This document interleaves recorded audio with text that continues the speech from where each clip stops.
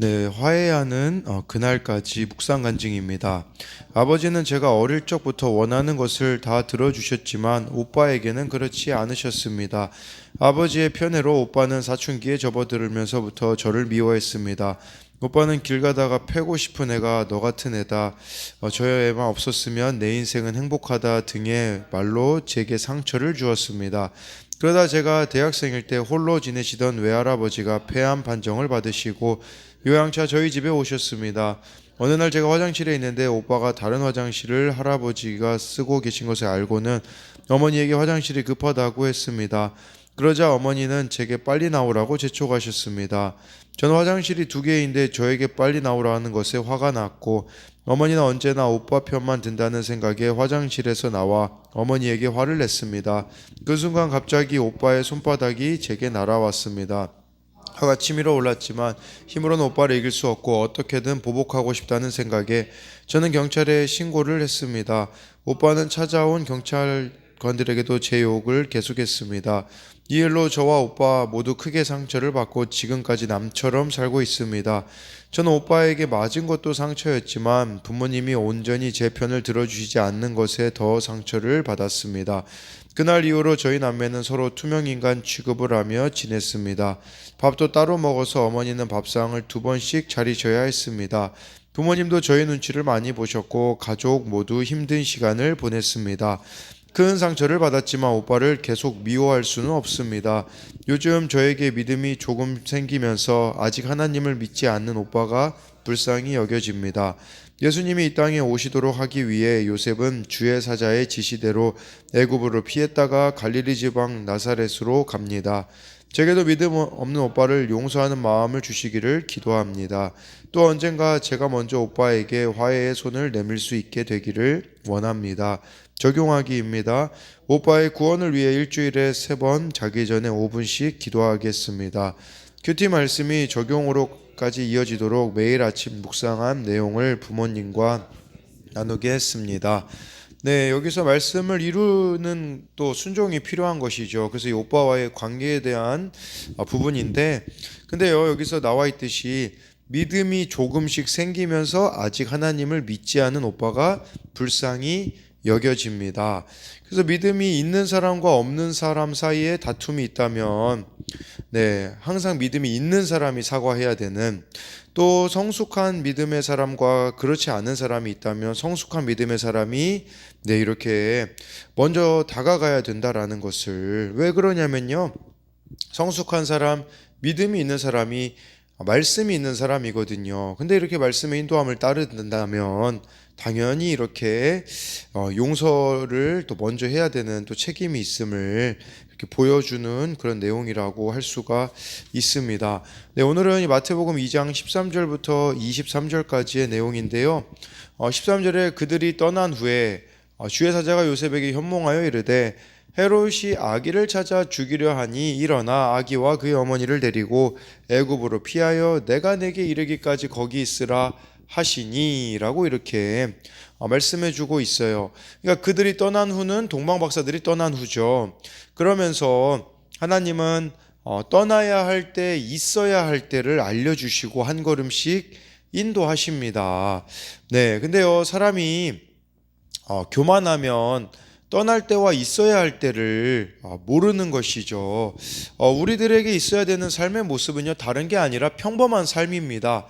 여전한 방식으로 사는 것이 얼마나 중요한지를 알아야 해요. 평범한 삶, 여전한 방식이라는 것은 지금 우리가 이렇게 그날 말씀 보고 또 이렇게 적용하고 하루하루 인도함을 받는 삶을 말씀드리는 거예요. 그리고 여기서 또 보니까요, 일어나 라는 단어가 13절에도 나오고요, 14절에도 일어나서 라는 단어가 나오거든요. 둘 다 수동태로 되어 있어요. 무슨 말이냐?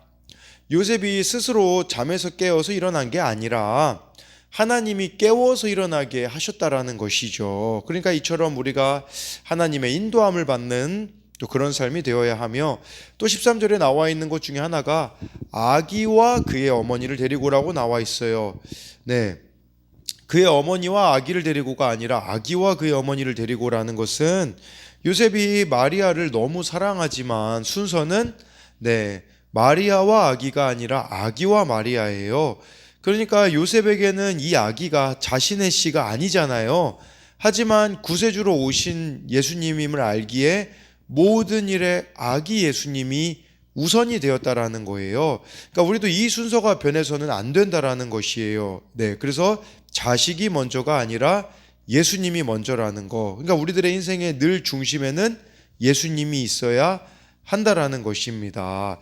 그래서 여기 이 13절에 대한 적용 질문은 일상생활에서 때와 질서를 따른 하나님의 인도를 체험하나요? 그래서 여기서 질서를 따랐다라는 건 무슨 말이냐면 그 요셉에게 현몽했다라는 것은 또 이렇게 남녀 차별을 말하는 게 아니라 남자의 그 질서가 또 이렇게 있는 걸 또 말씀에도 그 질서가 있잖아요.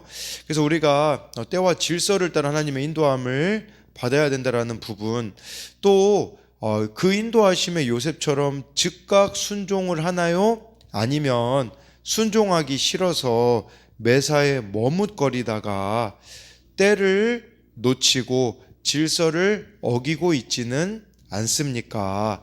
14절에요. 요셉이 일어나서 밤에 아기와 그의 어머니를 데리고 애굽으로 떠나가. 이거 애굽 가는 거 쉬웠겠습니까? 이스라엘과 애굽 사이에는 큰 사막지대가 있어서 밤에 생각해 보세요. 이 갓난아기 산모를 데리고 이 이집트로 가는 거, 애굽으로 가는 거 위험했지만 요셉은 하나님의 명령에 믿음으로 순종했다라고 이렇게 말씀해 주고 있어요. 15절에 헤롯이 죽기까지 거기 있었으니 이는 주께서 선지자를 통하여 말씀하신 바 애굽으로부터 내 아들을 불렀다 함을 이루려 하심이라. 마태복음에 이 표현이 되게 많이 나와요. 이루려 하심이라. 그러니까 말씀이 이대로 이루어졌다. 이제 그런 표현을 마태는 되게 많이 사용하는데 이 말씀은 호세아 11장 1절 말씀을 마태가 인용했습니다. 그러니까 이집트로 간 것은 우연이 아니라 말씀을 이루려 함이라는 거예요. 그러니까 우리가 어떤 상황에 있든지 말씀대로 이루어지는 삶이 최고로 축복받은 삶이라는 것이겠죠. 그리고 여기 지금 애굽으로 갔다라는 것은 이스라엘 백성들이 예전에 그 구약에서 보면 이집트에서 이렇게 있다가 또 출애굽을 했잖아요. 그걸 또 보여주는 거예요. 예수님이 두 번째 출애굽을 이루실 분이다. 이걸 보여주시기 위함이거든요. 이거는 뭐 마태복음에서도 나타나는 모습이긴 한데요. 예수님을 제2의 모세로 묘사하는 부분이 있거든요. 뭐 예를 들자면 마태복음 4장에 예수님이 막 마귀에게 시험 받을 때 신명기 말씀으로 다 대적하시거든요. 그것만 봐도 이제 모세 모형론이라고 하거든요. 그 모세 제2의 모세로 이렇게 예수님을 표현하는데 이 두 번째 출애굽은요. 이제는 새 이스라엘의 구속을 위하여서 이렇게 애굽에서 또 불러내실 것임을 보여주는 것이라고 할 수 있어요. 그래서 이 15절에 대한 적용 질문은 나의 헤롯이 죽기까지 하나님이 나를 애굽에 두신 사건은 무엇입니까? 나의 헤롯이라고 말하는 것은 각자 우리를 다 힘들게 하는 그런 뭐 환경이 될 수가 있겠고 사람들이 될 수도 있잖아요. 그때까지 하나님이 나를 애굽에 두신 사건은 또 무엇이 있는지를 생각해 봐야 되는 것이죠. 16절에 이에 헤롯이 박사들에게 속은 줄 알고 심히 노하여 사람을 보내어 베들레헴과 그 모든 지경 안에 있는 사내 아이를 박사들에게 자세히 알아본 그 때를 기준하여 2살부터 그 아래로 다 죽이니. 그러니까 이 자기가 인생의 주인이 되어서 하나님의 자리를 차지하며 살아가는 사람의 모습이 딱 헤롯의 모습이라고 볼 수 있는 것이죠. 무엇입니까? 다 죽여버리는 거예요. 우리 안에도 헤롯이 있지 않는가를 생각해 봐야 돼요. 내가 내 인생의 주인이면요, 죽이는 사람이 많을 겁니다. 미워하는 사람, 우리 마음 가운데 원망과 분노를 이렇게 갖고 있는 대상들이 있다라는 것을 말씀해 주는 것이죠. 근데요, 여러분 이거 보면서 야, 이거 베들레헴 2살 아래 아이들 다 죽였으니 엄청 죽었겠다 생각할 수 있는데요. 사실 엄청 죽진 않았어요. 왜 그러냐면 베들레헴이 인구가 1000명이 되지 않았거든요. 그러니까 2살 미만의 남자아이는 약 20명 이하로 추정이 됩니다. 근데 뭐 숫자의 적고만큼은 뭐 그렇게 중요한 게 아니겠죠. 근데요, 이 헤롯이 실제 역사적인 기록에 보잖아요. 두 번째 아내인 하스몬 가문의 마리암과 처남과 장모를 처형했고, 대제사장 출신인 힐카노스라는 사람도 살해했고요. 통치 말기에는요, 마리암이라는 그 여자 사이에서 태어난 두 아들인 알렉산더와 아리스토블루스도 처형했고요. 죽기 직전에는요, 장남 안티파스도 제거했습니다. 왜 그러냐면 다 정적으로 봤기 때문이거든요. 그러니까 하나님이 주인이 되지 않은 인생은 다 적으로 보는 거예요.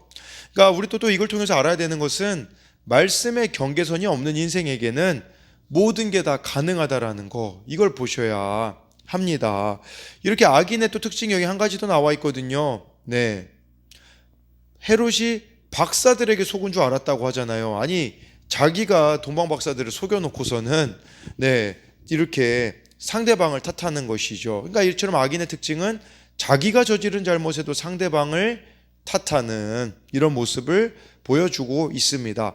그래서 16절에 대한 적용 질문은 남을 속였다가 도리어 속임을 당했습니까? 속인 것도 속은 것도 내 욕심과 두려움 때문임을 회개합니까? 또 이 17절 18절에요. 이에 선지자 예레미야를 통하여 말씀하신 바 18절에 라마에서 슬퍼하며 크게 통곡하는 소리가 들리니 라헬이 그 자식을 위하여 애곡하는 것이라. 그가 자식이 없으므로 위로받기를 거절하였다 함이 이루어졌느니라. 이건 예레미야 31장 15절을 이렇게 마태가 인용한 거거든요. 근데 이 당시 이 말씀은 어떤 의미였냐? 이제 남유다가 멸망하게 되거든요. 그때 이제 또 예레미야가 북이스라엘도 멸망하고 포로 생활에 대해 부른 애가의 노래거든요. 라헬은 여기 보니까 이 라헬 같은 경우는 이스라엘로 불린 야곱의 아내였기 때문에 이스라엘 민족의 어머니라고 할 수 있어요. 이 라헬의 눈물은 자신의 아이들, 포로 신분에 처한 이스라엘 백성이 겪는 비극에 대한 탄식이에요. 그러니까 자녀들이 다 이제 포로로 잡혀가는 것에 대한 탄식이라고 볼 수가 있는 것이겠죠. 이처럼 이스라엘이 망할 때, 죄악이 관영할 때 하나님은 아이들을 죽게 하셨거든요. 그러니까 우리가 많은 우상들을 섬기며 살아갈 때 아이들이 죽습니다. 근데 이거 지금 우리나라의 모습 아닌가요? 우리나라 아이들 보세요. 얼마나 많은 아이들이 영적으로 죽어 있습니까?